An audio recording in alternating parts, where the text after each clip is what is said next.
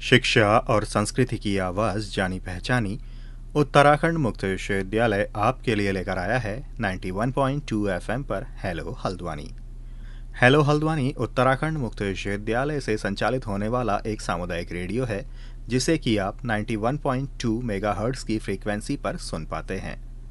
तो दोस्तों, जहां एक तरफ इस रेडियो पर हम समुदाय से जुड़े हुए, समाज से जुड़े हुए कई तरह के मुद्दों को अलग अलग कार्यक्रमों के माध्यम से आपके सामने लेकर आते रहते हैं, तो वहीं विश्वविद्यालय के विद्यार्थियों के हित में भी कई सारे कार्यक्रम इस रेडियो के माध्यम से हम आपके सामने लेकर आते रहते हैं।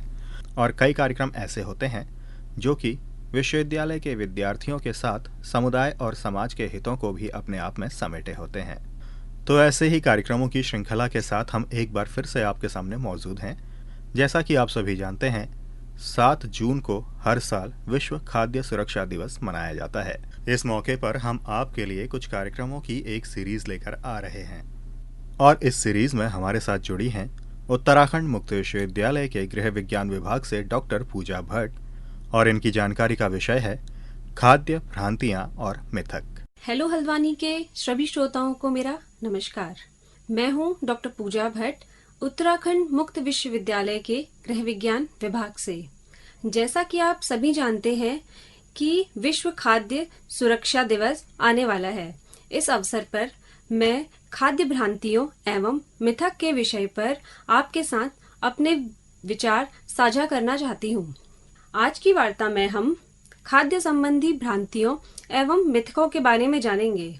किसी विशिष्ट समय में समुदाय में प्रचलित विशेष प्रकार के आहार को हम भ्रामक आहार कहते हैं। जितनी भी खाद्य संबंधित भ्रांतियां हैं, यह भ्रामक आहार से ही संबंधित हैं। आमतौर पर इस तरीके के आहार के कोई भी मानक नहीं होते हैं तथा अनुचित रूप से तेजी से वजन घटाने या निरर्थक स्वास्थ्य सुधारों का यह दावा करते हैं। इस प्रकार के आहारों का प्रचलन करने हेतु मशहूर लोगों का सहारा लिया जाता है तथा विभिन्न प्रकार के विज्ञापनों द्वारा भी इनका प्रचार प्रसार किया जाता है। आमतौर पर खाद्य संबंधित भ्रांतियां कम प्रयासों में अल्पकालिक परिवर्तनों का दावा करती हैं। भ्रामक आहारों का नुकसान यह है कि वे जीवन काल में स्थायी परिवर्तन के बजाय एक अल्पकालिक व्यवहार के रूप में आहार की धारणा को प्रोत्साहित करते हैं। वास्तव में भ्रामक आहार व्यक्ति को स्वास्थ्य, पोषण, अंश भाग और शारीरिक गतिविधियों के बारे में भ्रमित करते हैं। आइए अब जानते हैं भ्रामक आहार के प्रकार क्या क्या होते हैं। किसी प्रकार का औषधि आहार या पूरक आहार एक भ्रामक आहार हो सकता है। कुछ आहार होते हैं जिनमें कम कैलोरी दी जाती है, इसे हम कम कैलोरी युक्त भ्रामक आहार कहते हैं। कुछ होते हैं जिसमें सिर्फ तरल पदार्थों का सेवन किया जाता है और कुछ ऐसे आहार होते हैं जो खासकर उपवास में लिए जाते हैं। आइए अब जानते हैं खाद्य विशिष्ट आहार क्या होते हैं। हमने भ्रामक आहारों की एक श्रेणी बनाई है। इस श्रेणी में बहुत सारे आहारों को सम्मिलित किया गया है। यह जो खाद्य विशिष्ट आहार है, यह संतुलित आहार की बजाय एक खाद्य पदार्थ के खाने पर जोर दिया जाता है। इस प्रकार के खाद्य पदार्थों से व्यक्ति विशेष के शरीर में कई प्रकार के पोषण तत्वों की कमी हो सकती है। आइए जानते हैं यह आहार क्या है। सबसे पहले हम बात करेंगे क्षारीय आहार। यह क्षारीय आहार अधिकांश फलों और सब्जियों के सेवन को प्रोत्साहित करता है और ऐसे आहार में अनाज, मांस, पनीर एवं अंडे जैसे खाद्य पदार्थ वर्जित हैं। अगला है शिशु आहार।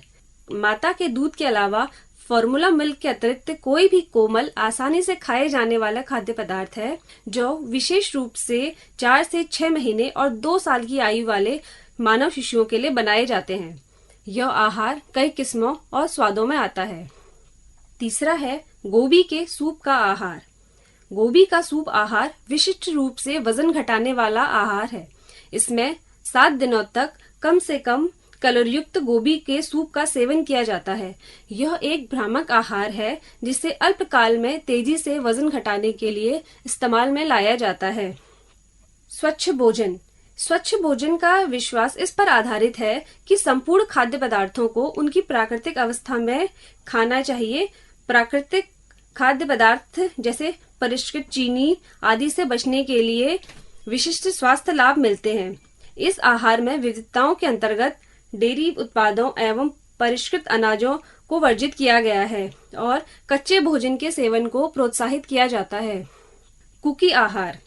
कुकी आहार एक तरीके का एक कैलोरी प्रतिबंधात्मक आहार है।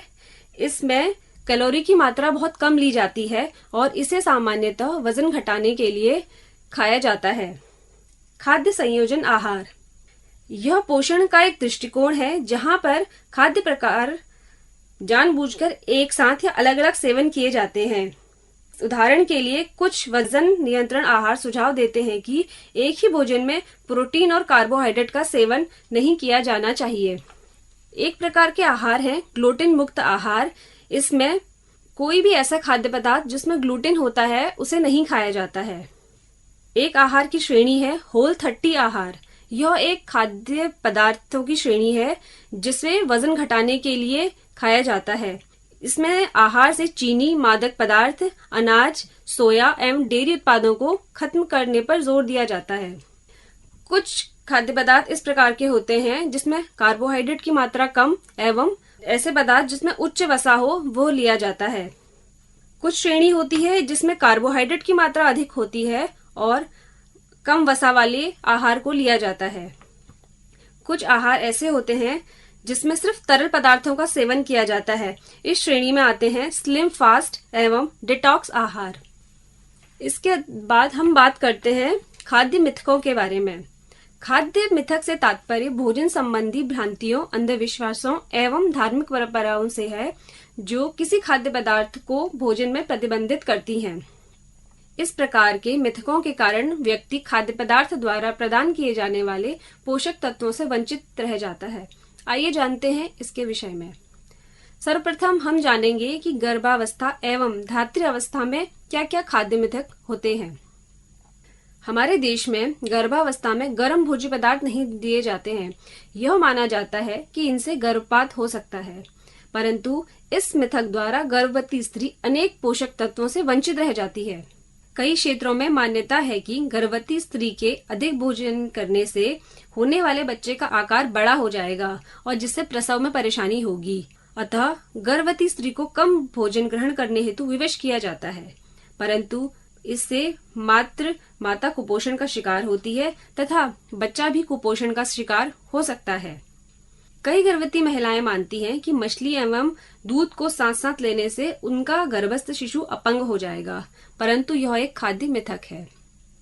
कुछ क्षेत्रों में मान्यता के अनुसार लौह लवण की गोलियां माता को नहीं दी जाती हैं।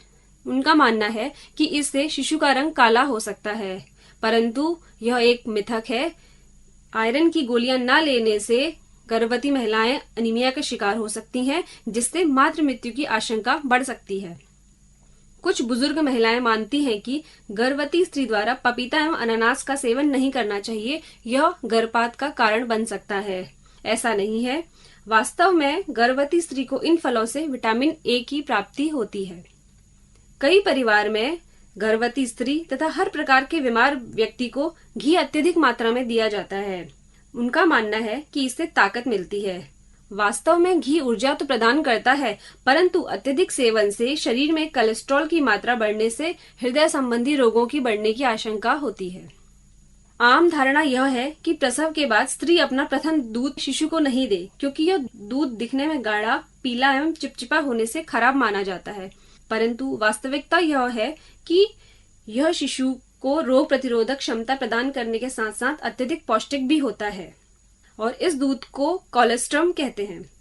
अब बात करते हैं कुछ अन्य खाद्य मिथकों के बारे में।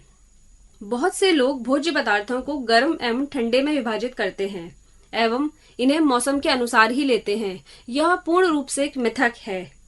उनके अनुसार कुछ फलों को गर्मी में खाया जाता है और कुछ फलों को सिर्फ जाड़ों में खाया जाता है और अनेक लोग इसे शारीरिक स्थितियों एवं मौसमों के अनुसार नहीं खाते हैं।